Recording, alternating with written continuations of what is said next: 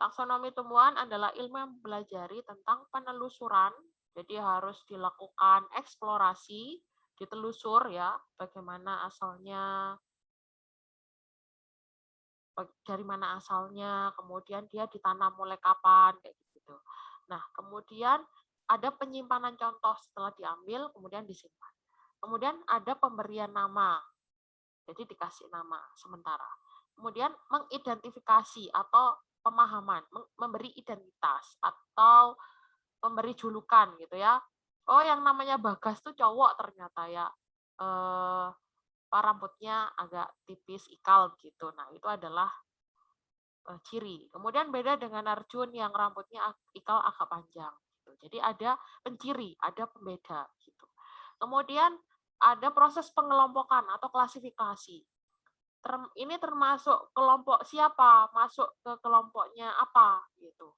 Kalau misalnya dia punya rimpang-rimpangan, berarti dia masuk Zingiberaceae seperti itu. Oh, ini tanaman rimpang, oh, berarti masuk Zingiberaceae. Tapi Zingiberaceae yang apa gitu kan perlu penelusuran lebih lanjut lagi. Oh, ternyata Zingiber officinale. Oh, ternyata kunyit gitu. Karena dia punya warna kuning di rimpangnya, punya kurkumin warna kuning di rimpangnya gitu. Iya, varisi sudah di absen varisi. Kemudian setelah diklasifikasikan, kemudian diberi nama, gitu ya. Nah, taksonomi ini merupakan cabang dari ilmu biologi yang tidak hanya tumbuhan, hewan juga ada. Kemudian sering dirancukan dengan sistematika dan klasifikasi tumbuhan.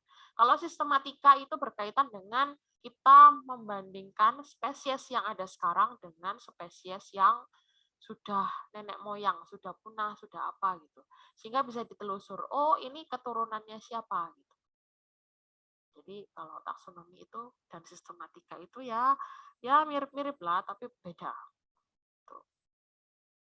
Kalau klasifikasi, nah ini ada ilmu klasifikasi sendiri, yaitu mengelompokkan atau dia membuat kelas gitu ya, diklasifikasikan.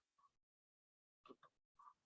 Nah, di dalam taksonomi itu ini ada tingkatan takson. Tingkatan takson itu adalah hierarki posisi dia di mana gitu ya. Nah, kalau di dunia ini kingdom ini di bawah ini ada kingdom. Kingdom itu ada yang bilang 3, ada yang bilang 5 gitu ya. Kalau 5 berarti apa saja?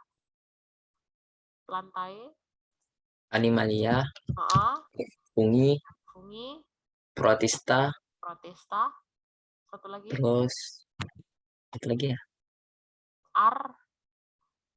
Archaea. Archaea. Archaea. Lantai, animalia, fungi, protista, bakteria. Bakteria masuk apa? Bakteria masuk protista. Protista. Bakteria, protista jadi satu, ada archaea. Nah, semua itu berada pada tingkatan takson.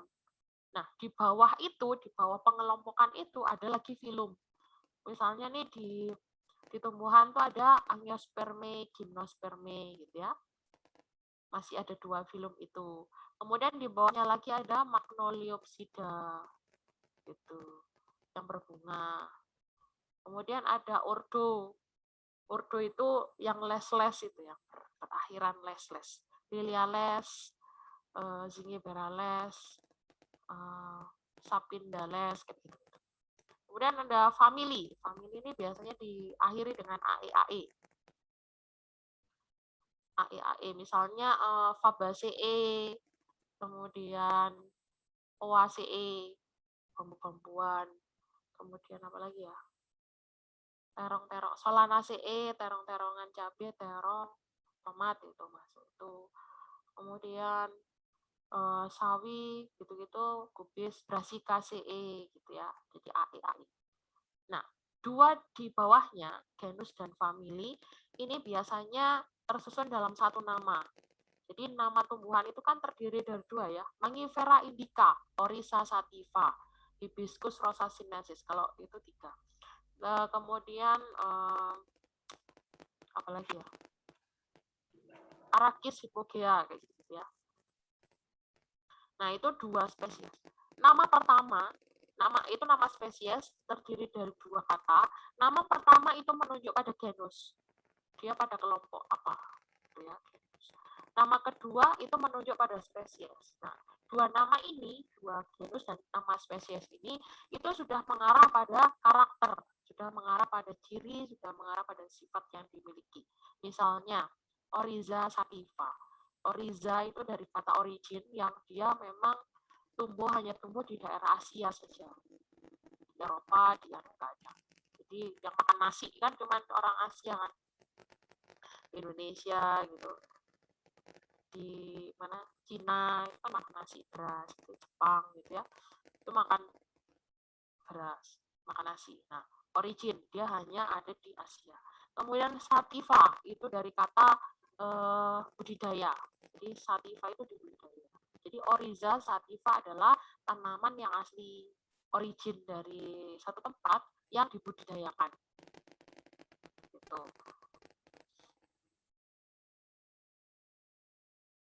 Oke, Sulfatri. Sudah di absen. Nah, di bawah spesies ini sebenarnya masih ada banyak. Ada varietas, ada kultivar, ada aksesi, ada varietas, ada kultivar. Kultivar itu cultivated variation. Jadi dia sudah tersertifikasi. Artinya varietasnya sudah punya surat resmi dari pertanian bahwa namanya adalah itu. Seperti padi gogo, itu kan Oryza sativa var gogo gitu. Itu dia sudah punya sertifikat nama sehingga disebut dengan kultivar. Kemudian ada varietas. Varietas sendiri yang memang dia masih dalam satu spesies, tapi berbeda di misalnya dia buahnya hitam, gitu. Misalnya kayak padi hitam, gitu. Atau dia bisa tumbuh di daerah kering, padi gugu, seperti itu. Terus kemudian di bawahnya lagi ada aksesi. Nah, misalnya padi gugu ini, misalnya dia ditanam di lahan basah, gitu. Padi gugu kan tanamnya di lahan kering, dia bisa tumbuh. Tapi misalnya di lahan basah bisa, tapi menghasilkan karakter yang berbeda. Misalnya daunnya jadi lebih kecil, tanamannya umurnya pendek tapi cepat berbuah seperti itu. Nah, seperti itu, tapi ketika akses ini dikembalikan ke tempat asalnya, dia bisa plastis gitu. Dia bisa kembali seperti asalnya.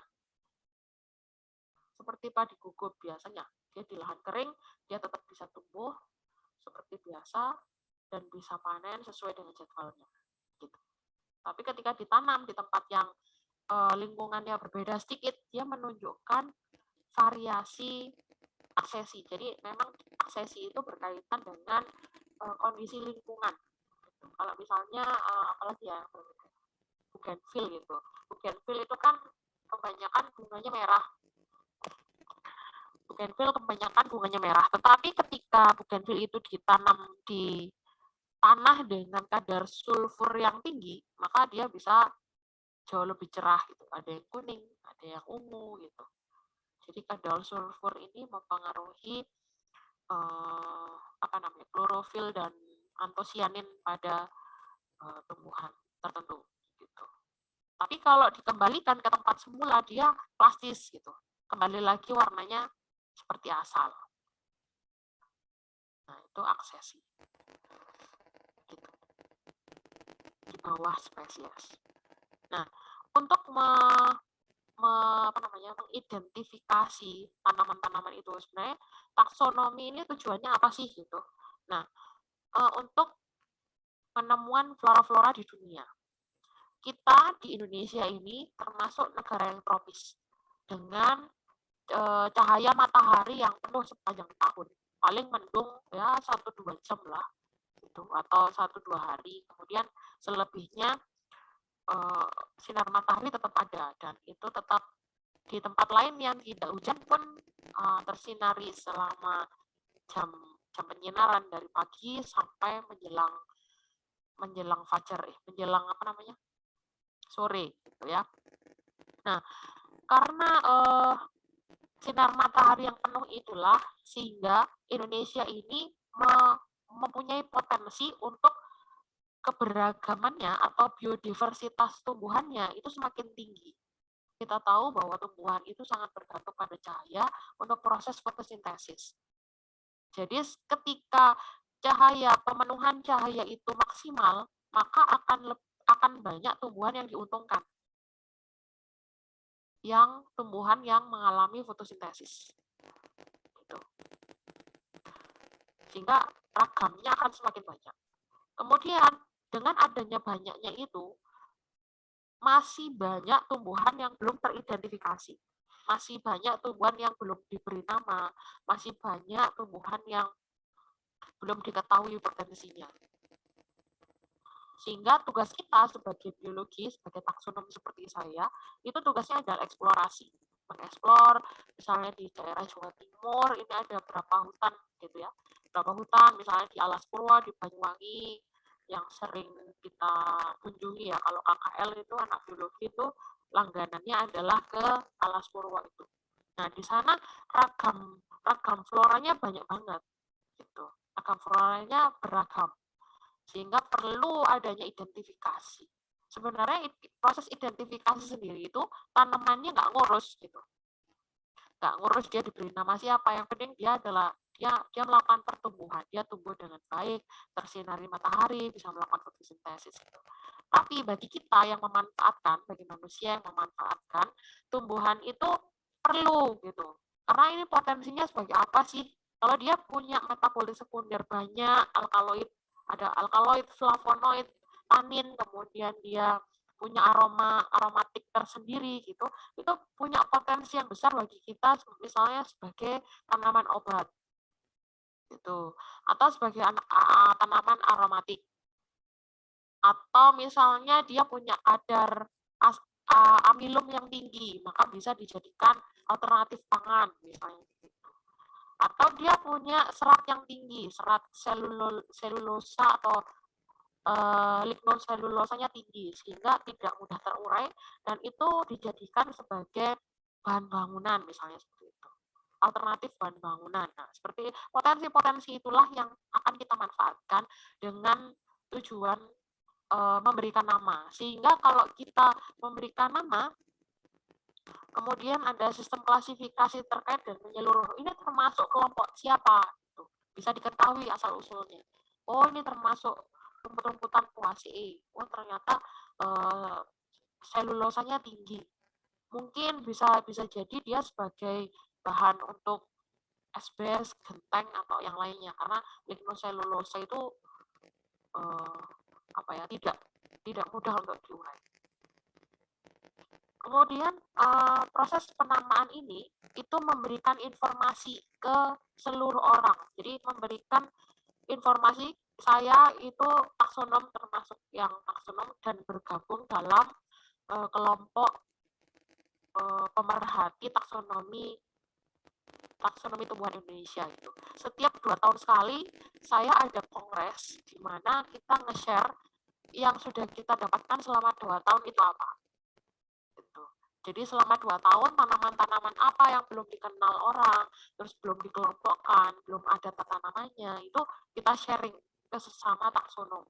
Dan kita buat jurnal tersendiri sehingga tanaman itu bisa diketahui banyak orang di seluruh dunia. Itu potensinya semakin besar. Nah, dan selain itu, yang nomor 5 ini adalah membuat keteraturan dan keharmonian ilmu pengetahuan. Jadi satu organisme yang kita temukan itu tidak hanya dilihat dari bentuk daunnya, tidak dilihat dari bentuk bunganya gitu ya, karena dia mungkin misalnya dia tanaman obat, berarti dia punya potensi obat. Berarti kita perlu ilmu farmasi untuk melihat potensi apa pada tanaman ini gitu. Jadi perlu identifikasi senyawa metabolit sekunder. dia punya kadar alkaloid seberapa besar, dia punya kadar flavonoid yang sebagai anti cancer itu seberapa besar gitu. Nah, itu kita perlu ilmu taksonomi. Kemudian misalnya dari kalau saya biasanya dikaitkan dengan genetik ya. Gennya dari kromosomnya gitu. Misalnya pembentukan flavonoid pada tanaman itu sangat tinggi sekali gitu. Berbeda dengan flavonoid yang sudah ada pada tumbuhan yang lainnya. Nah, saya lihat nih, ini gennya pada gen apa sih gitu. Oh, ternyata pada kromosom 11 misalnya pada tanaman itu. Nah, kromosom 11 ini bisa kita potong. Kromosom itu bisa, gennya itu bisa kita potong, kemudian kita bisa compare dengan tumbuhan yang lain yang sejenis. Ya, itu pekerjaannya di rekayasa genetik. Jadi kita perlu orang-orang molekuler untuk bisa memotong gen, kemudian dia menginsersi, dimasukkan ke tanaman lain sehingga potensinya mirip tapi keuntungannya jauh lebih besar. Jadi membuat tidak hanya taksonomi ini tidak hanya dilihat dari satu sisi ilmu morfologi saja, anatomi saja, tetapi juga melibatkan farmasi, melibatkan molekuler dan genetik, kemudian mungkin juga melibatkan orang-orang fisiologi tumbuhan yang memang ini proses metabolismenya gimana sih sehingga dia bisa membuat flavonoid atau sebegitu besarnya gitu, sebegitu banyaknya kadarnya tinggi banget gitu. Atau kita perlu juga orang kedokteran untuk mengaplikasikannya pada manusia gitu ya. Misalnya orang kena cancer di treatment dengan tumbuhan itu yang punya flavonoid tinggi. Oh, ternyata bisa sembuh gitu. Jadi sedikit-sedikit kita mengurangi ketergantungan manusia terhadap obat sintetis. Gitu. Nah, untuk mendapatkan ilmu taksonomi ini yang pertama kita harus membuat kunci determinasi. Nah, apa itu kunci determinasi? Dari kata determine, artinya penjelasan secara detail gitu ya, determine gitu ya. Misalnya ini ada 1, 2, 3, 4, 5, 6 daun. Nah, daunnya ini berbagai macam bentuk gitu. Maka ini kunci determinasi yang dikotomi ya. Dikotomi itu 2 cabang. Terdiri hanya 2, tidak ada yang 3. Nah, kunci dikotomi itu misalnya ada berbagai macam daun yang seperti ini. Kita melihat yang pertama adalah melihat kesamaan di dalam perbedaan. Jadi melihat yang sama apa sih di dalam daun-daun yang berbeda ini. Oh, ternyata ada yang daun tunggal, ada yang daun majemuk. Daun tunggal itu satu helai, ya terdiri satu ibu jari, ya terdiri dari satu helai. Tapi kalau daun majemuk dalam satu tangkai ibu jari itu ada banyak anak daun. Nah, kemudian ini ada 1A, ada 1B. Ini 1A daun tunggal, 1B daun majemuk. Kemudian daun tunggal misalnya. Daun tunggal. Oh, daun tunggalnya ada 3, 1, 2, 3. Yang satunya bentuknya seperti pedang gitu ya. Maka kita identifikasikan bahwa bangun daunnya seperti garis. Seperti pedang bergaris begitu. Bertulang daun sejajar atau bisa dikatakan bertulang daun sejajar. Kemudian ada bangun daun yang melebar. Ternyata ada 2 bangun daun yang lebar. Dan bangun daun lebar ini ternyata bisa jadi melihat perbedaan lagi di antara kesamaan. Jadi kunci determinasi itu ada 2. Yang pertama adalah melihat kesamaan di antara perbedaan. Yang berikutnya adalah melihat perbedaan di antara kesamaan. Memang tidak mudah sih. Saya belajar membedakan itu aja hampir 3 bulan untuk melihat perbedaan di antara kesamaan. Karena tumbuhannya sama gitu ya. Jenis mangga semua, mangga, tapi apa nih yang beda gitu. Jadi melihat perbedaan di antara sekian banyak kesamaan. Kalau sudah pada sedikit begini, sudah 2 begini, jadi harus bisa melihat perbedaan di antara kesamaan. Atau dibalik, melihat kesamaan di antara perbedaan. Gitu. Nah, ada 2 ini, yang tepi daunnya bergerigi yang pertama. Oh, ternyata spesies A. spesies ini misalnya gitu. Kemudian yang berikutnya tepi daun berjangap gitu. Kemudian masih ada nih 3 lagi yang belum teridentifikasi. Ini jadi ketika dirunut dari bawah ke atas, oh bangun daunnya bergaris atau tulang daun sejajar. Ternyata dia daun tunggal gitu atau dari bawah. Tapi daunnya bergerigi, bangun daun melebar, daun tunggal. Oh, ternyata spesies untuk menjelaskan spesies ini bentuk daunnya itu tepi daunnya bergerigi, bangun daun melebar, daun tunggal gitu. Nah, sekarang kita punya 3 lagi yang belum teridentifikasi. Ada daun majemuk. Tuh. Ada yang beranak daun 7, beranak daun lebih dari 7. Atau bisa jadi beranak daun 3, atau beranak daun kelipatan 3, atau beranak daun 5, begitu ya. Banyak. Gitu. Kemudian beranak daun 7, oh sudah spesies ini. Karena yang lebih dari 7 ada 2 lagi. Nah, dari yang 2 ini kan mirip nih. 5A dan 5B ini mirip. Nah, apa yang bisa dibedakan dari keduanya? Yang satu, anak daun duduk pada tangkai ibu daun. Tangkai ibu tangkai daun, sorry. Anak daun duduk pada ibu tangkai daun, langsung gitu. Seperti apa ya? Lamtoro itu anak daun duduk pada tangkai ibu daun. Iya nggak sih? Oh, bukan. Apa ya?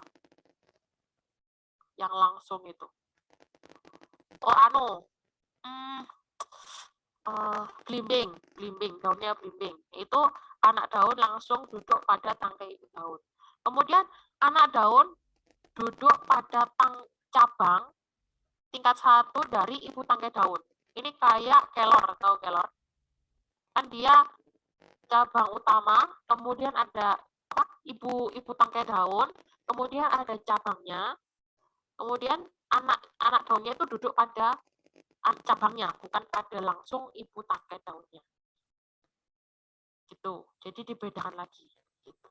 Nah, ketika dirunut dari bawah, oh yang penamaan ini anak daunnya duduk pada cabang ibu tangkai daun. Ternyata dia lebih dari 7 dan dia adalah daun majemuk. Gitu. Nah, bagaimana caranya Bu untuk kita mendapatkan karakter-karakter ini? Jangan khawatir, ada pedomannya buku hijau ini. Morfologi tumbuhan, pengarangnya adalah Gembong Kijo Supomo. Ini profesor beliau sudah meninggal ya. Dulu sekali, sudah lama. Dan ini terbitan dari UGM Pers. Ini murah banget harganya.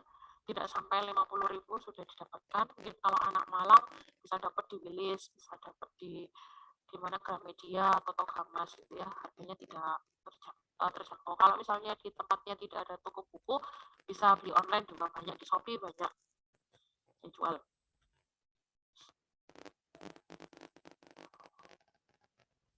Kemudian berikutnya adalah kita punya tugas membuat kunci determinasi. Membuat video sama seperti diupload di YouTube seperti biasanya. Kemudian sediakan minimal 5 tumbuhan yang memiliki daun dan bunga. Kalau contohnya tadi daun saja, ini daun dan bunga. Jadi jangan dipisah untuk mengkarakterisasinya. Jadi kita punya lebih banyak karakter yang bisa disamakan, yang bisa diidentifikasi gitu ya. Kemudian susun kunci determinasi bisa dengan menggunakan petunjuk buku morfologi dan diupload di YouTube masing-masing. Gitu. Ada yang ditanyakan?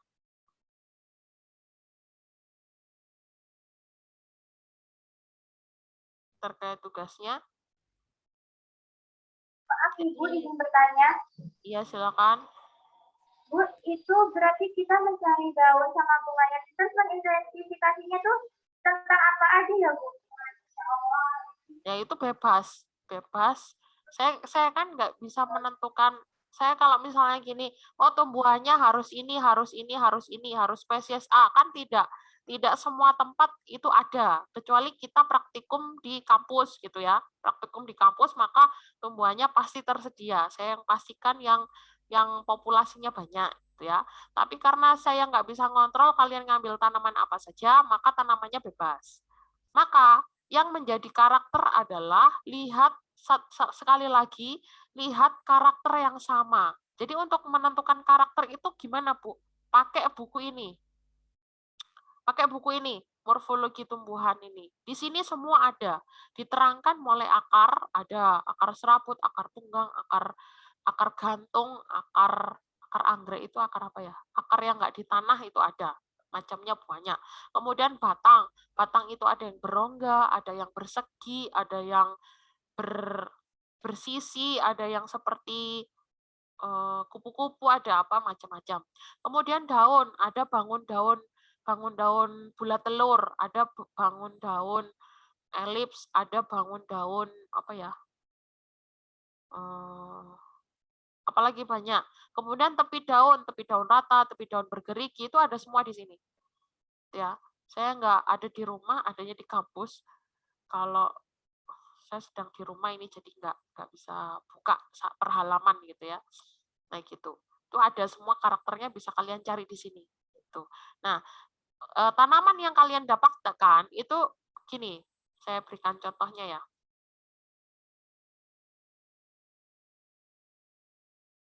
Saya stop screen dulu biar bisa diurek-urek.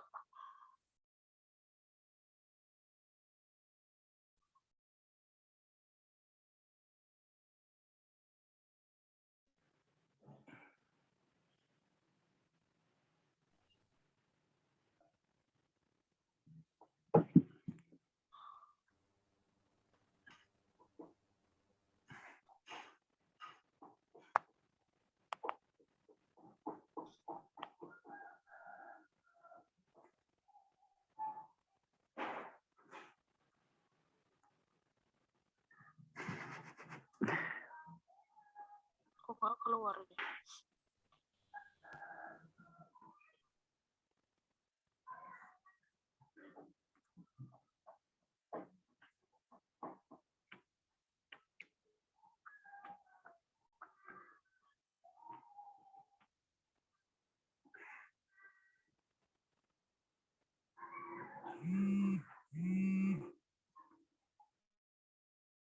Bentar, ada yang minta admit, siapa nih?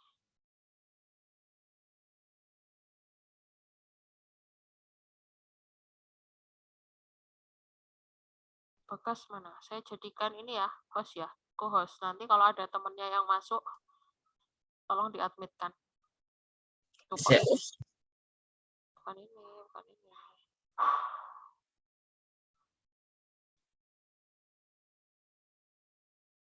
Kok nggak muncul?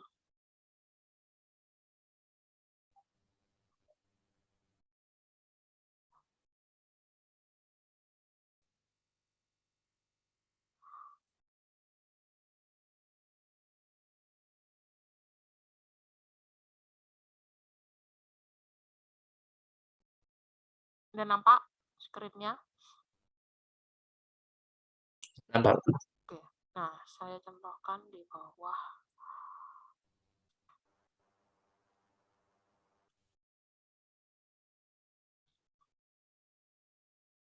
Nah, misalnya begini ya. Kita punya 5 tanaman dengan daun dan bunga. Ada tanaman A,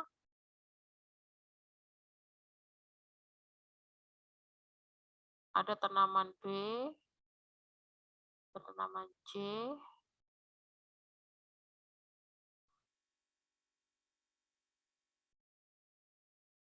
D, dan E.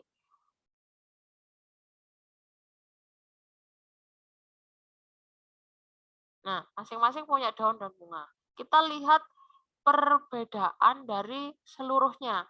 Misalnya kita kelompokkan, oh ternyata yang bunganya warna merah gitu ya, bunganya warna merah itu ini A, C, dan D. Yang ini bunganya warna kuning. Boleh gitu. Kemudian kita ini merah A, C, dan D.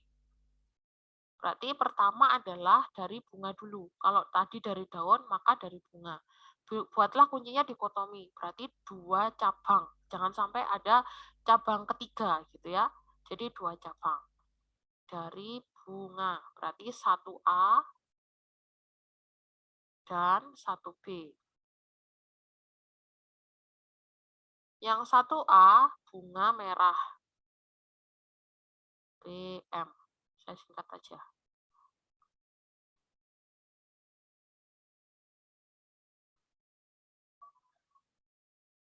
Yang ini bunga kuning, BK. Tuh. Nah, dari bunga merah dan kuning ini, ternyata bunga merah ini ada 2 karakter. Yang satu misalnya tepi daunnya bergerigi. Tepi gerigi. TG. Yang satu tepi daunnya rata. Tepi daun rata. Nah, tepi daun bergerigi, oh sudah mengarah pada C dan D misalnya. Tepi daun rata, oh A. Berarti sampai pada spesies A. A selesai. Itu. Tepi daun bergerigi, ini kan 1A, 1B, ini 2A. Jadi penomoran ini berdasarkan karakter yang kamu, urutan karakter yang kamu kerjakan. Ini 2A, ini 2B. 2B selesai, 2A dibagi lagi, 3A, ada C, tepi daun bergeriginya misalnya gerigi lancip gitu ya, geriginya tajam-tajam gitu. Gerigi tajam C. Gerigi yang tidak rata, artinya setiap geriginya itu jaraknya tidak rata, kemudian ukuran dalamnya tidak rata, ikut D misalnya kayak gitu. Berarti ini 3A, 3B. Nah, kemudian kita masih punya 2 lagi kan, yang bunga kuning. Misalnya di sini tidak dianukan ke daunnya, tapi misalnya ke jumlah benang sarinya misalnya. Ini 10, yang sini benang sari 10, yang ini benang sarinya ternyata 12. Nah, sudah pada itu. Misalnya yang B 10, ini B, maaf ya, ini pulpennya agak-agak tidak mudah. Yang E 12. Nah, selesai di sini. Jadi kalian sudah mempunyai kunci determinasi. Gitu. Jadi bikin reng-rengnya dulu, baru disimulasikan dulu dalam bentuk reng-rengan, baru nanti videonya sudah lancar. Gitu. Kalau pas bikin videonya sudah lancar, jangan langsung dibuat video. Nanti tag-nya berulang-ulang. Lebih baik bikin dulu. Gitu. Itu ya. Paham? Ada yang ditanyakan?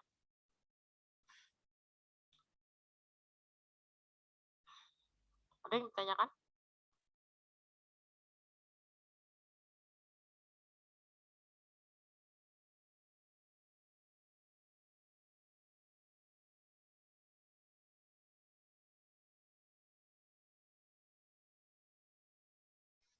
Bu izin bertanya. Ya, silakan. Buku morfologi tersebut di perpus apakah ada? Ada. Perpus UIN ada. Kalau perpus kota nggak tahu ya, di kota masing-masing. Setahu saya di perpus Kota Malang ada. Tapi nggak tahu di perpus tempat yang lain. Terima kasih, Bu. Ya.